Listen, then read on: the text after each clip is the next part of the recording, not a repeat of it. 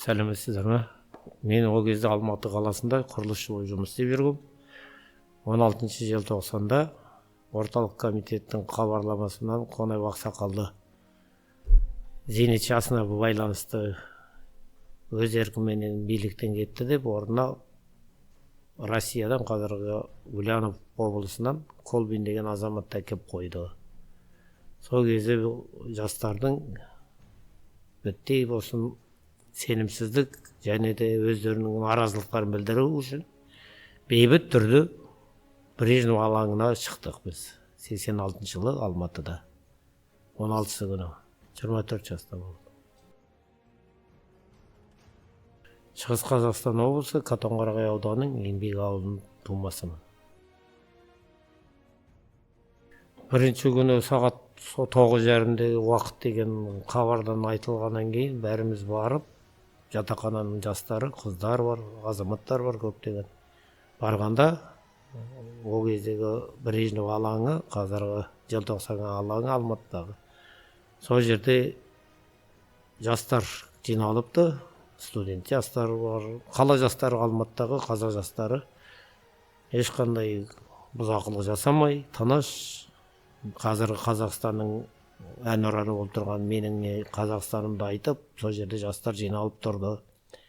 Бәрін айтатыны, не үшін алып тастады, Қазақстанды басқаратын қазақ азаматы жоқ па, біз сонда басқа 15 одақтастың ішінде ана елміз ба, өзімізді басқа ұлттың басқарғаны дұрыс емес деген сондай ашу-ызаларын білдіріп, қазақ мектептері жоқ деп, бүкіл Алматы сол кезде бірақ қазақ мектебі бар екен, 12-ші мектеп орталық.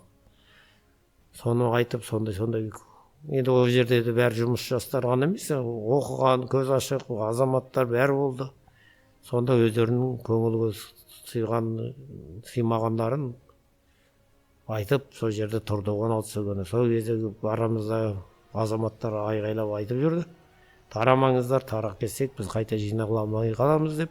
Біз сондан кейін тарамай, жанында біз құрылыс салып жатқанбыз.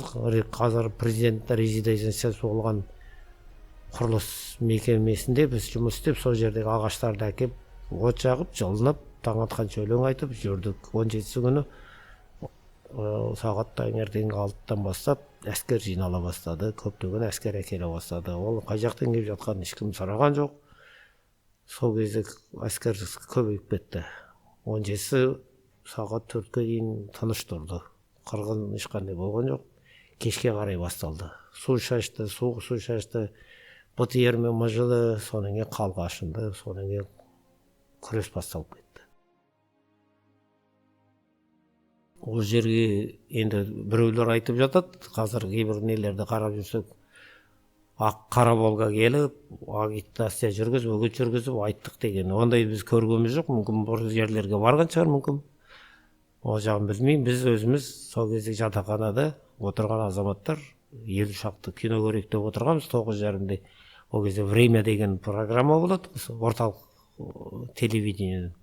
Содан кейін кино болу керек болған бір «Спрут» деген шетелдің киносы болған, Италияның бір комиссар туралы.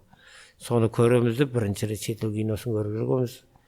Соны тосып отырғанбыз, жұмыстан кейін келген жастар болатынбыз. Кешкісін ол кезде осындай залда Ленин комнатасы дейді, сонда телевизор тұрады, сонда көреді, одан басқа комнаталарда телевизор жоқ. Соны көреміз деп отырған анандай жаңалықты естіген соң, өре-түре көріп, жастардың бәрі бұл қалай.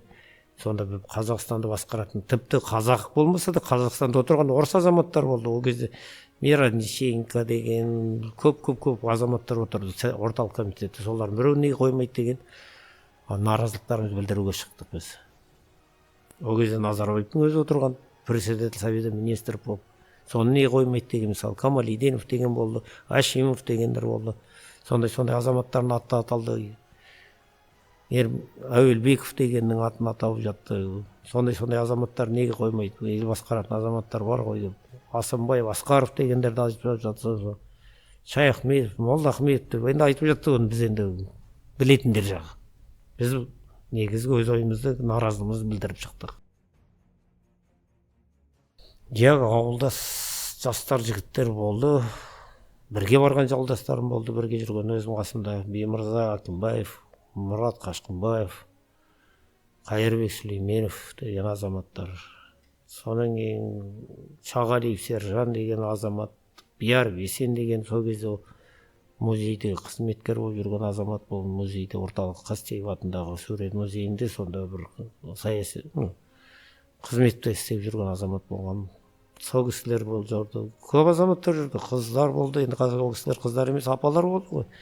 Оралғазы Алмагүл деген ауылдастар, Шағалиева Мира, Өтелбаева Гүлсімхан, Рая, бір үйдің өзі Анар қарындасым. Бірақ енді Анарды өзім дәл көргем жоқ. Інісі, ағасы Ерлан Рахымжанов, Кәріл Жұмақанов.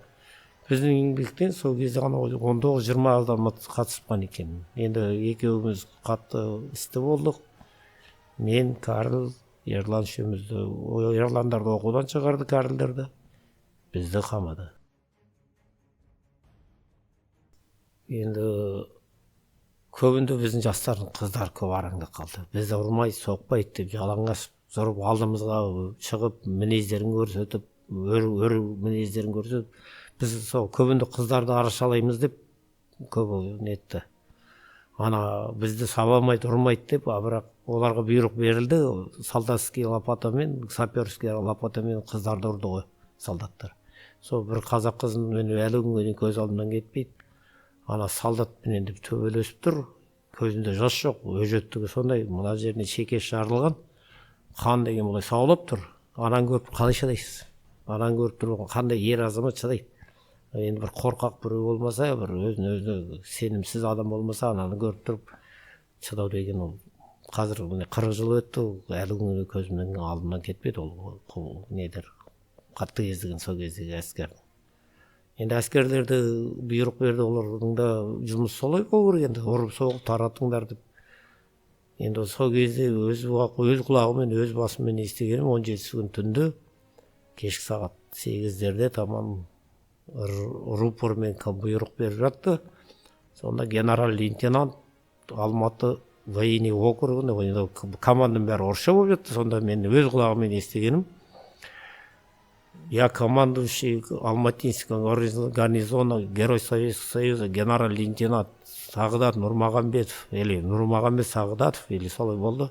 Я вас командую занимать посты, разгонять демонстрацию деп айғайлап команда беріп жатты бір генерал. Нұрмағамбетов деген генерал ма? Сағдат Нұрмағамбетов деген. Енді қазір ол құпия жазулар көрсетпеді ғой. Назарбаев не бұйрық берді? Разгонять демонстрацию мөмбе деп, біз соның тасылақтарды, орысша сөйлемеңдер деп. Мраморлар сындырып қыздар әперіп тұр, біз сол мраморларды лақтырып тұрдық соларға. Олар ол кезде мөмбеде деп тұрады ғой, советтің ескі хроникалар көрсеңіздер бар ғой деп. Қолдарын бұлғап тұрады, қызыл галстуктарын жауып. Соған шығып алып бізге команда беріп тұрды ғой жастарға. Сонда арасымызда шықты, орысша сөйлемеңдер, ана тіліміз бар, қазақша сөйлеңдер. Сондай саяси нелер айтылып жатты. 17 күн түнде қойым. Естал.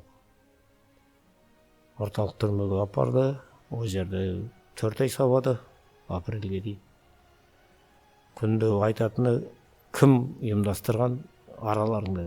Бірнеше суреттер әкелді, көптеген суреттер, жастардың, үлкен кісілердің, мынаны тайынсың, мынаны тайынсың. Таныстар талайын көрдік, бірақ танымаймыз дейсің. Олардың негізгі іздегендері сол кезде ұйымдастырушы кім деген болды ғой бізді қамалғандарда. Енді 1380 адам официально айтып отыр ғой, желтоқсан үшін сотталған деп.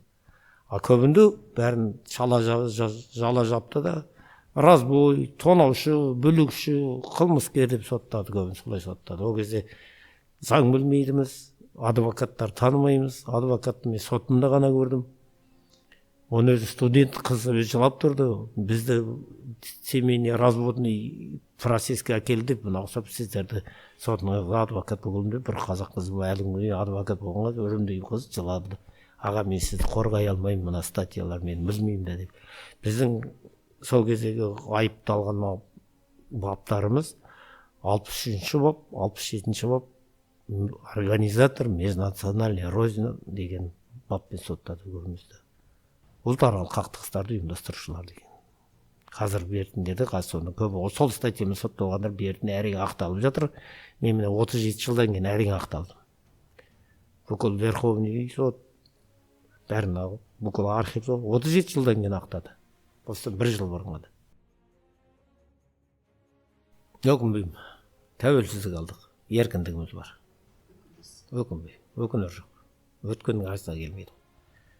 Бір аяқ өкініштісі, сол тәуелсіздігіміз тұғырын дұрыстай алмай жатыр жастар. Билік ұстатпай жатыр. Оны қорықпаймын айта аламын. Әлі күнге де әлі бір жалтақтағы бар бір жаққа. Енді Құдайға шүкір, осы Өскемен қаласында болған Сәбира қарындасымыздың ақтауға көп атсалысты қоғамның азаматтары. Марат Рамазан ағамыздың арқасында қоғам құрылғанымызға 4-ші жыл Шығыс Қазақстан бойынша көп жерде бізден үлгі алады. Шығыс Қазақстанның қоғамның несін істеген іс-шараларына, көшелердің атын ауыстыруға еңбектер сіңіп араласып жүреді билікмен. Бар азаматтар көп кездесетін. Енді мектеп шарасында, жоғарғы оқу орындарында айтыламайтын шығар, әдейілеп жоспарланған нелер жоқ қой дейміз, программалар. Енді біздің кезімізде коммунистік идеология көп тәрбиеледі ғой. Коммунизмға жетеміз, бәрі тегін болады, адам жұмыс істесе болды деген саясат болды ғой. Ұлттар арасында араздық болмайды, бәріміз бірдейміз деген. Ол енді ол қолдан жасалған жасанды нәрсе болды. 70 жылдан кейін өзі белгілі болды. Тіпті орыстардың өздері кеңес одағын құлатып тастаған қазақтар емес, орыстар. Біз фундаментін шайқадық 86 жастар. Үйдің іргесін біз шайқадық. Мызғымай тұрған не Руси, не Союз деген орыстың империясын бірінші тасын құлатқан біз. Оған енді мақтаныш етемін. Бізден кейін Грузия, Прибалтика, санасы бар халықтар уже империялық құлдықтан құтылу үшін істеді ғой бәрі. Империялық құлдықтан. 98 жылы келдім. 1998 жыл. Қалқол сапқол құрған, елдің бәрі қайыршы, жыртық кәлішпен жүр. Тәуелсіздік алғандың тұғыр осыма дегенде шашыма ағар кетті ғой. Шыққаннан кейін. Қиналғанға өкінгем жоқ. Просто ары қарай дамымай қира қалған өкініп қалдым. Ой, бармаған тау, баспаған таулар жоқ, қалған жоқ. Россияда бастадық. Мырза Абдықұлы екеуміз бірге болдық. Ату жазысына кеткен. Құрманғазы Рахметов болды, Асқар Рамазанов деген жігіттер болды. Көп болды азаматтар аттарында ұмытып қалдым қазір. Ерекше қарады ғой бізді. Особый адамдар. Россияда наоборот бізге айтты, ой сендер дейді, босатып қоя береді. Жұмыс істедік, тіршілік ету керек, жанұя құру керек. Елден қалмау керек қой. Мен желтоқсан қатыстым, мен сол үшін айыпталдым деп арқа жарқа жазып жүрмейсіз ғой. Екі қолға бір көрік, әлі күнге дейін құрылыстамын. Алып Өскеменнің, Алматының атақты қаншама жерлер салып солдық. Жарды кішітін салдық бұйырса. Кезінде бір-ақ үй тұратын 80 жылдар, қазір бір қала болды кішіт. Енді қаммен келген тәуелсіздігіміз тұғырлы болсын, жастарымыз саналы болсын, патриоттық тәрбиені ең бірінші өз шаңырағынан бастау керек қой. Ең бірінші шаңырағыңда тәрбиелі болсаңыз, қалған одан кейін тәрбиелейді. Көше ешқашан тәрбиелемейді. Жас кезімізде жүрдік қой көшеде. Тәрбиелейтін өз шаңырағың, өз босағың, әке шешең. Соны дұрыстап тәрбиелейтін азаматтар мықты болсын. Елімізге немен бостандық ғұмырлы болсын, жастар саналы болсын. Қазір білімменен жететін заман ғой, күшпен емес. Рахмет.